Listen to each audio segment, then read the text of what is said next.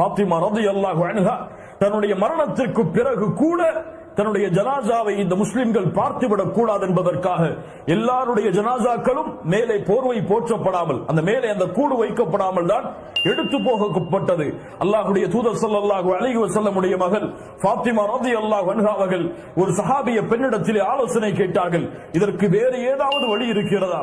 இப்படிப்பட்ட நிலையில் கூட எம் உடலை யாரும் பார்த்துவிடக் கூடாது, அந்த உடலுடைய வாகை கூட அதனால் மேலே ஒன்று போற்றப்பட வேண்டும் என்று, தன்னுடைய ஜனாசா இப்படித்தான் போற்றப்பட்டு எடுத்துச் செல்லப்பட வேண்டும் என்று அறிவுரை செய்தவர்கள் ஃபாத்திமா ரலியல்லாஹு அன்ஹா. அல்லாஹு அக்பர், அல்லாஹு அக்பர். அல்லாஹ்வுடைய தூதர் ஸல்லல்லாஹு அலைஹி வஸல்லம் ஃபாத்திமா அவர்களை பார்த்து ஒரு முறை கேட்டார்கள், ஃபாத்திமா எது அழகு என கேட்டார்கள். ஃபாத்திமா எது அழகு? ஃபாத்திமா ரலியல்லாஹு அன்ஹா சொன்னார்கள், அல்லாஹ்வுடைய தூதரே, எது அழகு தெரியுமா? என்னையும் என் கணவரை தவிர யாரும் பார்த்துவிடக் கூடாது என்றும், என் கணவரின் மீதும் எந்த பெண்ணுடைய பார்வையும் பட்டுவிடக் கூடாது என்று எந்த ஒரு பெண் விரும்புகிறாளோ அதுதான் அழகு, அதுதான் ஒரு பெண்ணுக்குரிய அழகு என்று சொன்னார்கள். கணவனுக்கு மாறுதல் செய்யக்கூடிய பெண்கள் நம்முடைய சமூகத்தில் எத்துணை பேர், கணவனுக்கு துரோகம் செய்யக்கூடிய பெண்கள் நம்முடைய சமூகத்தில் எத்துணை பேர், கணவன் இருக்கும் இல்லாத நிலையில் அந்நிய ஆண்களோடு பேசி பழகக்கூடிய முஸ்லிம் பெண்கள் நம்முடைய சமூகத்தில் எத்துணை பேர். அல்லாஹ்வை அஞ்சிக் கொள்ள வேண்டாம் அவர்கள்? இந்த ஃபாத்திமா ரலியல்லாஹு அன்ஹாவுடைய வரலாற்றில் அவர்கள் பாடத்தை படித்துக் கொள்ள வேண்டாமா? ஃபாத்திமா ரலியல்லாஹு அன்ஹா அலி இப்னு அபி தாலிப் அவர்களிடத்திலே கரத்தை விரித்து காட்டுகிறார்கள். கரமெல்லாம் அப்படியே இறுக்கப்பட்டிருக்கிறது. வேலை பார்த்து பார்த்து பார்த்து கைகள் எல்லாம் தழும்புகள் விழுந்திருக்கிறது முஹம்மது ரசூலுல்லாஹ்வுடைய மகளுக்கு. அல்லாஹு அக்பர். எவ்வளவு பெரிய ஏழ்மை பாருங்கள். அலி இப்னு அபி தாலிப் இடத்திலே சொன்னார்கள், என் கணவரே, எம் தந்தை இடத்திலே சென்று யாராவது போரிலே கைதிகள் அடிமைகளாக இருந்தால் வாங்கி வருவோமா? அலி இப்னு அபி தாலிப் அவர்களும் சரியம்மா, நீ சென்று உன்னுடைய தந்தை இடத்தை கேட்டு வாங்கி வா என்று அனுப்புகிறார்கள். உலகத்துடைய தேவைக்காக ஃபாத்திமா ரலியல்லாஹு அன்ஹா தன்னுடைய தந்தையை சந்திக்க வருகிறார்கள். தந்தை யாரிடத்திலேயோ பேசிக் கொண்டிருக்கிறார்கள், கேட்பதற்கு மனம் வரவில்லை. உலகத்துடைய தேவையை மறுமைக்காக வாழக்கூடிய முஹம்மது ரசூலிடத்திலே கேட்பதற்கு ஃபாத்திமா அவர்களுக்கு மனம் வரவில்லை. ஆயிஷா ரலியல்லாஹு அன்ஹா அவர்களிடத்திலே சொல்லிவிட்டு சென்று விடுகிறார்கள். என்னுடைய கஷ்டம் இது, என்னுடைய சிரமம் இது, என்னுடைய கரங்கள் எல்லாம் காய்த்து விட்டது. ஏதாவது ஒரு அடிமை இருந்தால் போதும், எங்களுடைய குடும்பத்திற்கு நாங்கள் அவர்களை வைத்து எங்களுடைய வீட்டு வேலைகளை பார்த்துக் கொள்ளுவோம். அல்லாஹ்வுடைய தூதரிடத்தில் ஆயிஷா ரலியல்லாஹு அன்ஹா ஃபாத்திமா அவர்கள் சென்றதற்கு பிறகு இந்த செய்தி எடுத்துச் சொல்கிறார்கள். இப்படி உம்முடைய மகளார் வந்தார்கள், இவ்வளவு சிரமத்தில் இருப்பதாக சொன்னார்கள். ஒரே ஒரு அடிமையை கேட்கிறார்கள். அல்லாஹ்வுடைய தூதரை அனுப்பிவிடலாமா? நான் செல்கிறேன், என்னுடைய மகளை பார்த்து வருகிறேன் என்று கூறி அல்லாஹ்வுடைய தூதர் ஸல்லல்லாஹு அலைஹி வஸல்லம் தன்னுடைய மகளை பார்க்க வருகிறார்கள். அலி அவர்களை அழைக்கிறார்கள், வாருங்கள் அலி, என் பக்கத்தில் உட்காருங்கள். யா ஃபாத்திமா, நீங்களும் வாருங்கள், என் பக்கத்தில் உட்காருங்கள். இருவரும் அல்லாஹ்வுடைய தூதருக்கு மிக நெருக்கமாக அமர்கிறார்கள். புகாரி ரஹிமஹுல்லாஹ் இந்த ஹதீஸை பதிவு செய்கிறார்கள். எந்த அளவுக்கு முஹம்மது ரசூலுல்லாஹ் ஸல்லல்லாஹு அலைஹி வஸல்லம் அவருடைய உடம்பின் சூடு ஃபாத்திமா அவர்களுக்கு தெரிகிறது. அவ்வளவு நெருக்கமாக அமர்கிறார்கள் தன்னுடைய மகளிடத்தில். சொன்னார்கள், மகளே, நான் உனக்கு ஒரு செயலை கற்றுத்தரட்டுமா? உனக்கு ஒரு செயலை நான் கற்றுத்தரட்டுமா? நீ இரவிலே உறங்கச் சென்றால் அந்த உறங்கக்கூடிய அந்த இருக்கையில் அமர்ந்து கொண்டு 33 தடவை சுப்ஹானல்லாஹ், 33 தடவை அல்ஹம்துலில்லாஹ், 34 தடவை அல்லாஹு அக்பர் என்று சொல் என் மகளே, அது உனக்கு ஒரு அடிமை கிடைப்பதை விட சிறந்தது. என்னங்க விக்கிர சொல்லி கொடுத்தா கஷ்டம் போயிருமா? நம்ம என்ன கேட்போம்? கொடுக்க முடியலன்னா கொடுக்கலன்னு சொல்லியிருக்கலாம். சுப்ஹானல்லாஹ் அல்ஹம்துலில்லாஹ் என்ன கஷ்டம் போயிருமா?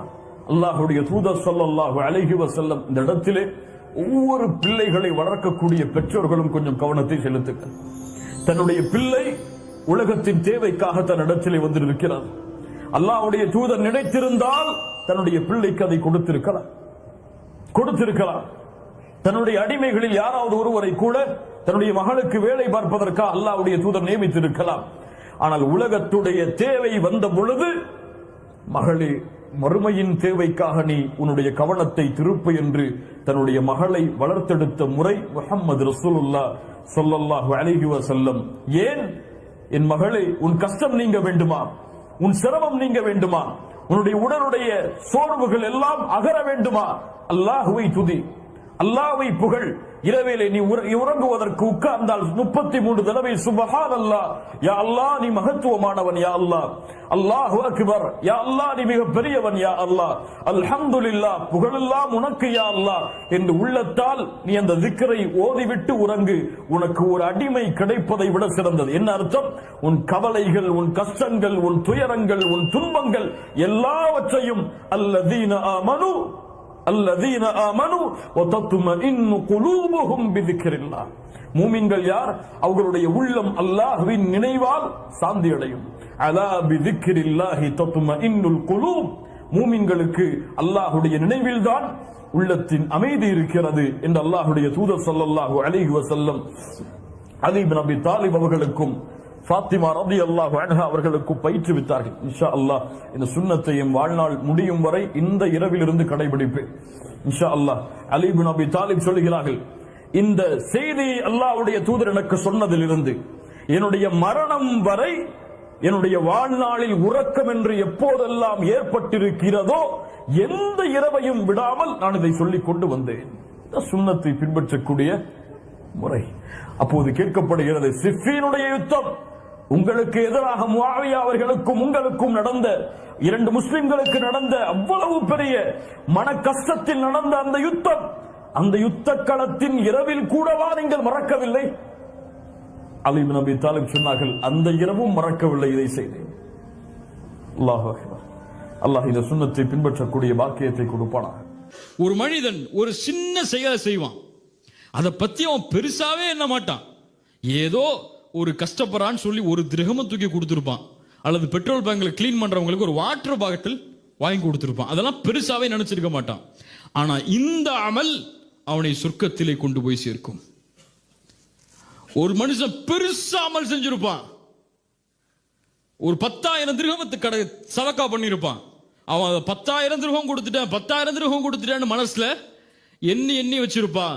அவன் அப்படி அந்த பெருமையா என்னதாலேயே அந்த பெரிய செயல் அவனை நரகத்துக்கு போறது காரணமாயிரும். அதனால சின்ன செயல்ல இஹ்சான் இருந்தா போதும், சொர்க்கத்துக்கு போயிடலாம். உதாரணமா ரசூலுல்லாஹி ஸல்லல்லாஹு அலைஹி வஸல்லம் சொன்னாங்க, பல ஹதீதுகள்.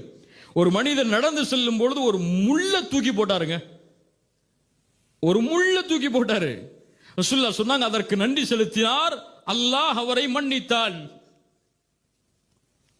ஒரு மனிதர் பாதையில் இடைஞ்சலாக இருந்த ஒரு மரத்தை வெட்டி போட்டாரு, அவ்வளவுதான். பெரிய செயலா? அவர் போறதுக்கு இடைஞ்சலா இருந்துச்சுன்னு சொல்லி வெட்டி போட்டாரு. ரசூலுல்லாஹி ஸல்லல்லாஹு அலைஹி வஸல்லம் சொன்னாங்க, இவர் செய்ததால் இவரை அல்லாஹ் சொர்க்கத்தில் அனுப்பினான். ஒரு உபச்சாரி நாய்க்கு தாகம் என்பதால் தன் ஆடையை கிணற்றிலே முக்கி எடுத்து அந்த தண்ணீரை பிழிந்ததால் அல்லாஹ் அந்த விபச்சாரியை மன்னித்து சொர்க்கத்தை கொடுத்தான். இஹ்சான். நம்ம 5 வக்து தொழுதா சொர்க்கத்துக்கு போலாம்னு நினைக்கிறோம், தாவா செஞ்சா சொர்க்கத்துக்கு போலாம்னு நினைக்கிறோம், கரெக்டா சதக்கா கொடுத்துட்டா ஜக்காத்து கொடுத்துட்டா சொர்க்கத்துக்கு போலாம்னு நினைக்கிறோம். ஆனா இதெல்லாம் நம்மள சொர்க்கத்துக்கு அழைச்சி போகணும் ஒருபோதும் நினைச்சிருக்க மாட்டோம். கோபத்தை கட்டுப்படுத்தினா சொர்க்கம் கிடைக்கும் நினைச்சோமா? ஒருவருடைய கண்ணியத்தை பாதுகாத்தா சொர்க்கம் கிடைக்கும் நினைச்சோமா? ஒருவருடைய குறையை வெளிப்படுத்தலனா சொர்க்கம் கிடைக்கும் நினைச்சோமா? பொய் சொல்லாம இருந்தா, பொறாமை கொள்ளாம இருந்தா, கோள் சொல்லாம இருந்தா, ஒரு சகோதரனுடைய கண்ணியத்தை பத்தி பேசாம இருந்தா சொர்க்கம் கிடைக்கும் நினைச்சோமா? ஆனா இஸ்லாம் இதனால் தான் உன்னால் சொர்க்கத்தில் எளிதா சொர்க்கத்துக்குள்ள லேசா போக முடியும் சொல்லி நமக்கு வழிகாட்டுது. சுப்ஹானல்லாஹ். இந்த குணங்கள் எல்லாம் நம்முடைய வாழ்க்கையில இல்லாத காரணத்தால தான் இன்னைக்கு உலகம் எல்லாம் இந்த சமூகத்தை ஒரு எதிரியான சமூகமாக பார்க்கிறது. பல முஸ்லிம் நாடுகள் முஸ்லிம்கள் நுழைவதற்கு கூட தடை போடுது. இல்லையா? அதை கூட பார்த்துட்டு நம்ம எல்லாம் சகிச்சுட்டு இருக்கோம். முஸ்லிம்களுக்கு இன்னைக்கு எங்கேயுமே வீடு கிடையாது. உண்மையா இல்லையா? பெரிய பெரிய சிட்டியில எங்கேயும் முஸ்லிம்கள்னாலே வீடு கிடையாது. முஸ்லிம்கள் வந்தாலே சீட்டை விட்டு ஒதுங்கி போய் உட்கார்ந்துடுறாங்க. தாடி வச்சுட்டு சுன்னத்தான அவருடைய கோலத்தில் தாடி வச்சுட்டு கரண்டிக்கு மேல காலை போட்டு இந்த மாதிரி ஆடையை போட்டு போனா பஸ்ல பக்கத்தில் உட்கார்ந்துருக்க கூட எழுந்து போயிடுவாரு. ஒரு முஸ்லிம்களுக்கு இன்னைக்கு பிரச்சனைன்னு சொன்னா பாதுகாப்புக்கு வர வேண்டியவங்க எல்லாம் பின்னாடி போயிடுறாங்க, இவங்களை நாங்க பாதுகாக்க முடியாதுன்னு சொல்லி. ஆனா சஹாபாக்கள் நபித்தோழர்களுடைய வாழ்க்கை இந்த இஹ்சான் என்ற குணத்தால் இருந்ததால் அவர்களுக்கு ஒரு பிரச்சனைன்னு வரும் பொழுது அவர்களை எதிர்த்தவங்க கூட வந்து முன்னாடி நின்னாங்க, உங்களுக்கு இப்படி நடக்க கூடாதுன்னு சொல்லி. அபூபக்கர் ரலியல்லாஹு அன்ஹு ஹபஷாவுக்கு போனாங்களா இல்லையா? அபிசீனியாவுக்கு ஹிஜ்ரத் செஞ்சாங்களா இல்லையா? அபூபக்கர் அபிசீனியாவுக்கு போனாங்களா இல்லையா? தெரியுமா தெரியாதா? சீரா போனாங்கன்னு சொல்றவங்களா கையை உயர்த்துங்க. அபூபக்கர் அபிசீனியா ஹிஜ்ரத்துக்கு போனாங்க. எங்க படிச்சீங்கன்னு கேட்பேன், எங்க எடுக்குன்னு கேட்பேன். அபூபக்கர் ரலியல்லாஹு அன்ஹு அபிசீனியா ஹிஜ்ரத்துக்கு போனாங்களா? இரண்டாவது ஹிஜ்ரத்துக்கு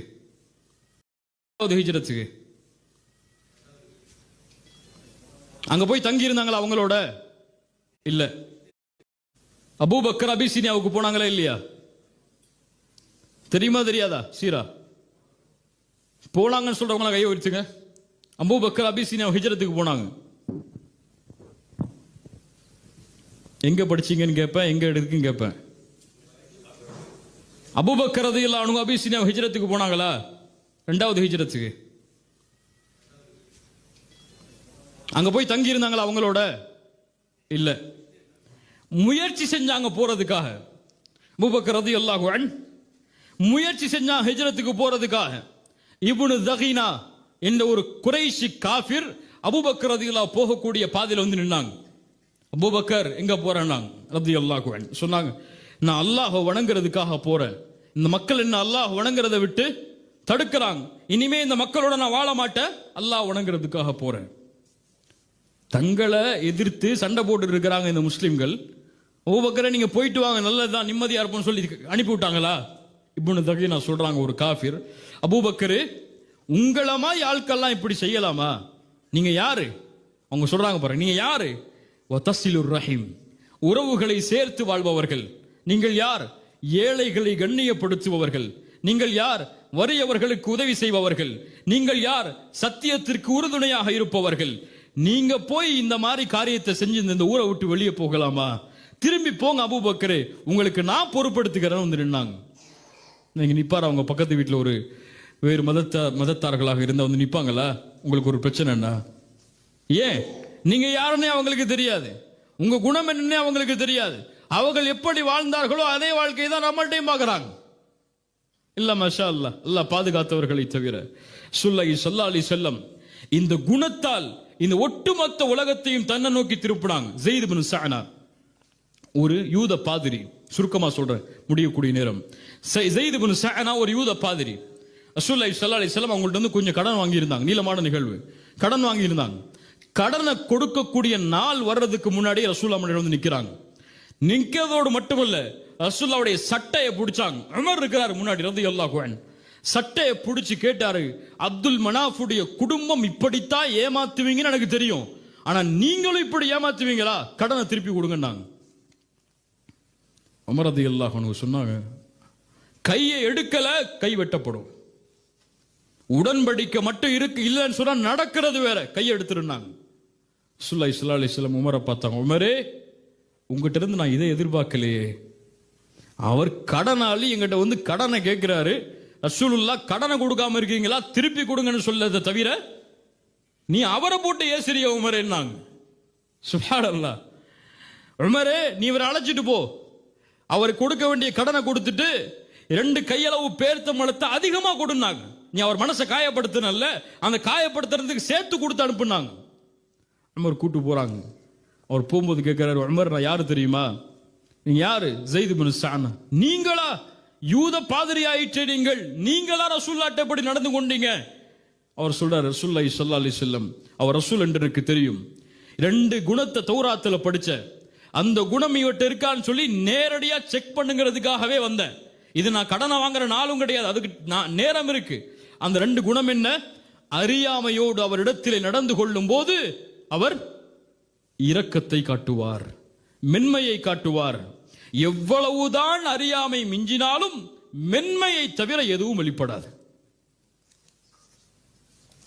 சட்டையை பிடிச்சாலோ அவருக்கு கொடுக்க வேண்டிய கடன் இருக்குங்கிறதுக்காக நீதமாக நடந்து கொள்வார். உமரே, உன்னை சாட்சியாக வைக்கிறேன், அஷ்ஹது அல்லா இலாஹ இல்லல்லாஹ் வ அஷ்ஹது அன்னஹு ரசூலுல்லாஹ். இதுதான் இஸ்லாம், இதுதான் இஹ்சான். இன்னைக்கு தொழுகையில கரெக்டா இருக்கிறோம், தாடி வைக்கிறதுல கரெக்டா ஆயிரும், பயான் கேட்கறதுல கரெக்டா இருக்கிறோம், பயான் பேசுறதுலயும் கரெக்டா இருக்கிறோம், தாவா செய்யறதுல கரெக்டா இருக்கிறோம், பயான் நிகழ்ச்சிகள் நான் கூட்டமா வர்றதுல கரெக்டா இருக்கிறோம். இல்ல மாஷா அல்லாஹ். ஆனால் பர்சனல் டீலிங் அல்லது முஆமலாத், ஒருவருடைய தொடர்பு உறவு வரும்பொழுது எல்லாரும் கோட்டை விடுறோம். இல்ல மாஷா அல்லாஹ். தொழுகையில கரெக்டா இருந்த நம்மளால கோபத்தை கட்டுப்படுத்த இன்னும் முயற்சி பண்ணல. நம்ம தொழுகையில கரெக்டா இருக்கிற நம்ம மற்றவங்களை பத்தி தரக்குறைவா பேசுறதை நிப்பாட்டணும்னு முயற்சி செய்யல.